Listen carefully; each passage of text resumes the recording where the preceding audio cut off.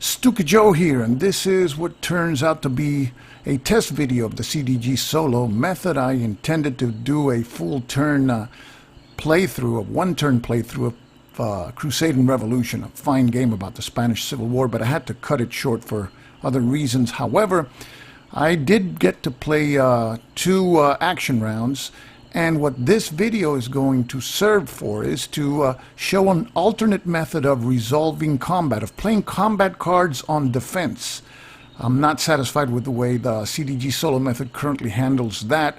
No spoilers, you'll have to see this short video, and obviously your impressions and ideas and comments are mostly welcome. I promise to do a full turn playthrough of Crusade Revolution using the current rules very soon. So for now, I hope you enjoy this short test video.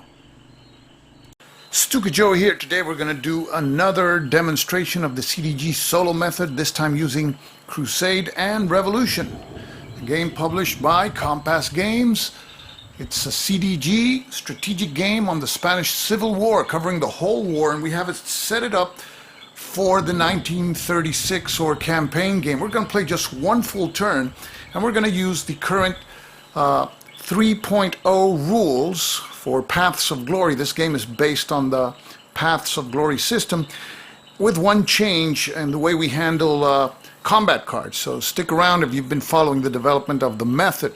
And I'm not going to go into detail as to the game. This is a great game, but I just want to use it to demonstrate how the CDG method works as to this particular game. Let's take a look first at the initial hands for each of the sides. Here we see the card display for the Nationalists, and we start with the War of the Columns deck. That's the first deck that we use, and we have to take out one of the cards, which is this one. This is the Air Bridge card. It's what I call a special event card. It has to be played for its event as the first in the first action round for the Nationalists. So in this CDG method, we roll dice to see if the card that we nominate gets played, but this is an exception. This will be played. So this has to form part of the first of the 5 cards in the track. So we take that card, and we shuffle the deck, and we deal 4 more cards. The remaining cards go to the draw pile, and now we mix the Air Bridge card with the other cards that we have, and we place them in spaces A to E of the Nationalist card display. Now note also that we have here some cubes, and this is a new addition to the method. I noticed that most CDGs, you have to keep track of the cards that are played, and this is our method of doing so. In this game, Crusade and Revolution, each side has a 7-card hand, so we place 7 cubes, and whenever we play a card for any purpose, we just move that cube to the played side. And it's important to know if there's cards left, because of if the Nationalists, for example, have an action round to play, and they have played all their cards, they can only do a 1-ops activation. Okay, now we prepare the cards for the Republican side. Here we have their War of the Columns deck. They don't have any special first action round cards like the Nationalists, so we just shuffle the cards, and we place 5 cards face down, spaces A through E. Remaining cards go to the draw pile. Here we see the game sequence in the player aid card. If you're playing a face-to-face game, you would start here with the draw strategy cards phase. Now under the CDG method, you perform this, the check war phase, and this is the first turn of the game, so we're going to be in the War of the Columns epoch, so that we don't add the next cards, which are the mobilization cards. But you would check, if you're playing under the method, each time to see if the conditions are have been met for a new war phase. Do not go through A2 or A3. Don't discard any combat cards nor draw any new cards. the way the method works, you're going to have a lot of cards streaming through the tracks, through the virtual hands of each side, so you don't need to do any of these two. And now we go to the action phase, where we play 6 action rounds for each side, starting with the Nationalists. And we start by flipping the cards in spaces A through E. And let's take a closer look at the initial cards. In space A, Garcia Morato. This is a combat event card with an operational or ops value of 2.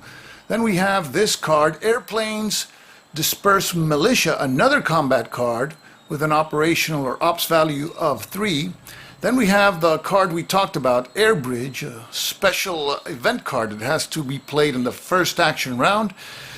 And then Franco Takes Command, a card with an ops value of 2, and Militia's Lack of Discipline, another combat event card with a ops value of 2. So we see a lot of combat event cards and not many ops, high value op cards. In fact, the highest valued op card is this one in space B, which is Airplanes Disperse Militia.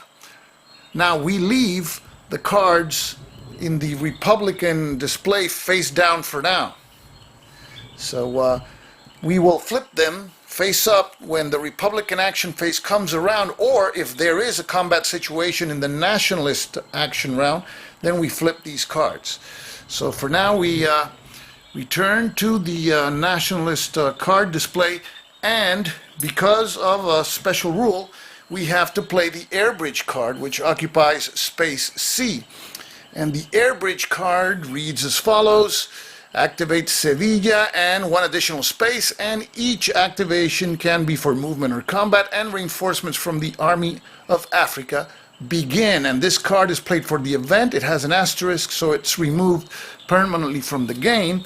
And because we are playing a card, now we take one of the cubes here in the available box and we place it in the played box.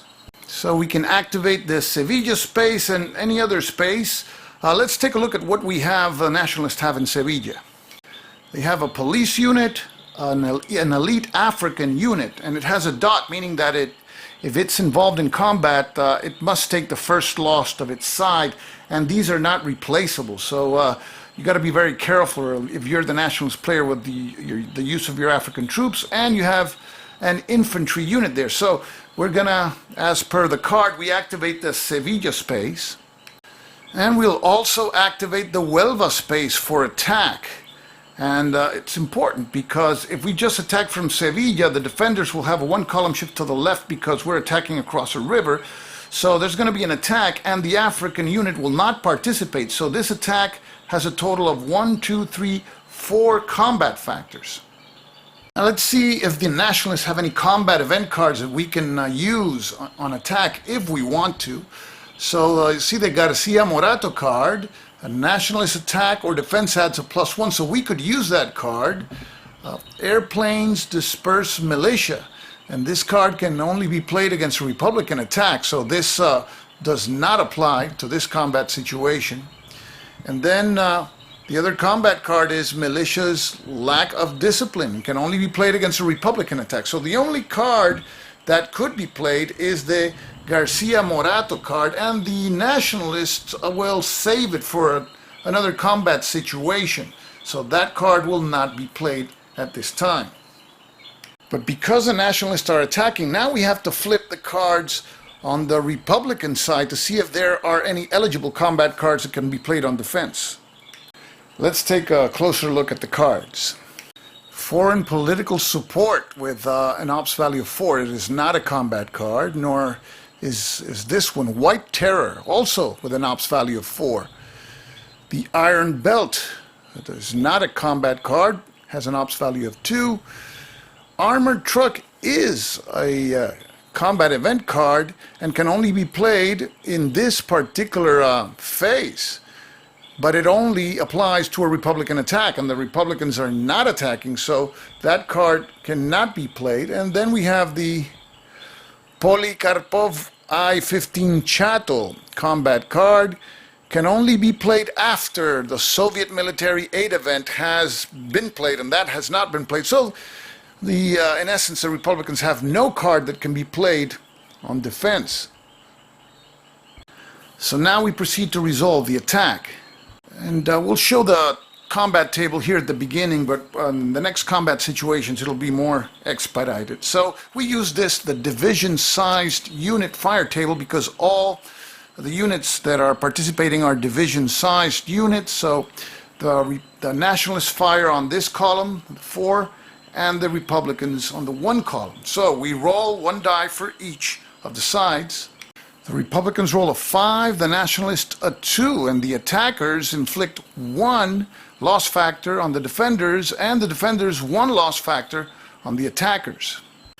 So the defenders have to reduce their militia unit, and the attackers have to reduce one of their units. They'll reduce the police unit. And it makes you wonder that maybe the Nationalists should have used that Garcia Morato card, but it's too late now. So the defenders hold their ground, they don't have to retreat, and that's the end of that combat situation.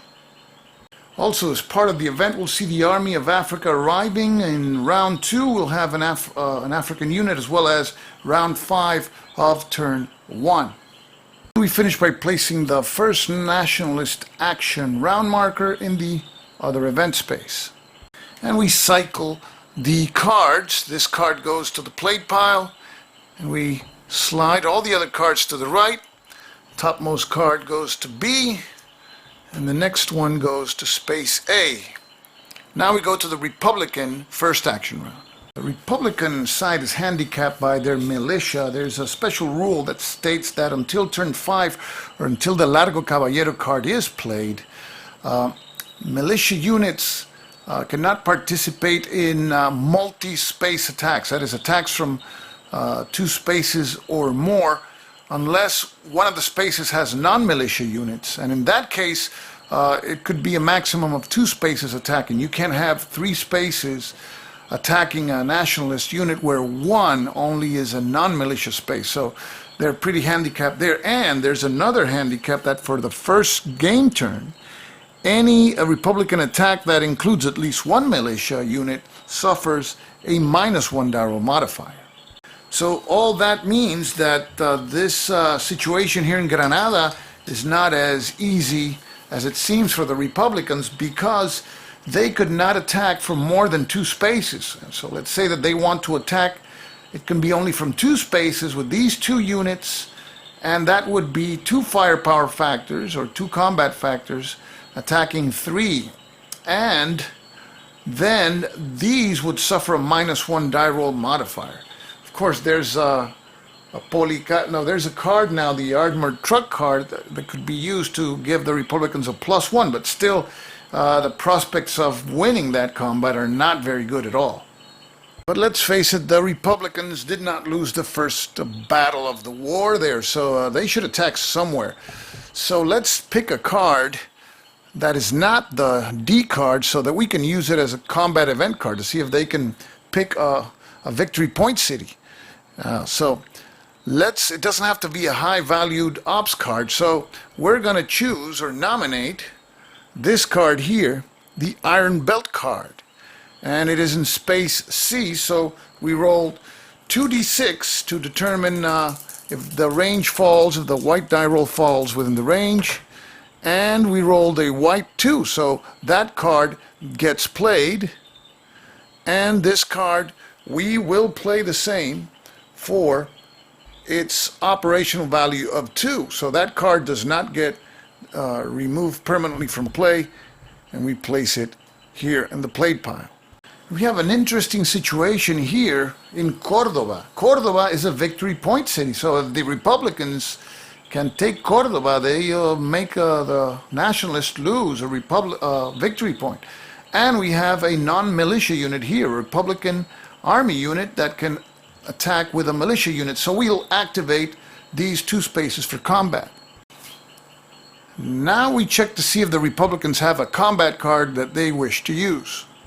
We just saw that they nominated and played the card in space C. They have this combat card, Armored Trucks, and under the method, the phasing side, the active side, doesn't have to roll for any combat card that it wishes to use, but there's a limitation of only one combat card per combat situation, so this combat card will be used.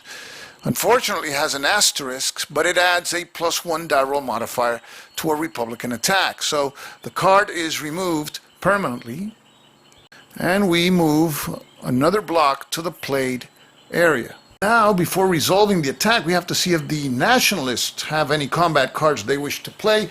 We flip the cards in spaces A and B. And we see that none of those cards in spaces A and B are combat cards, so that takes us back to the cards here.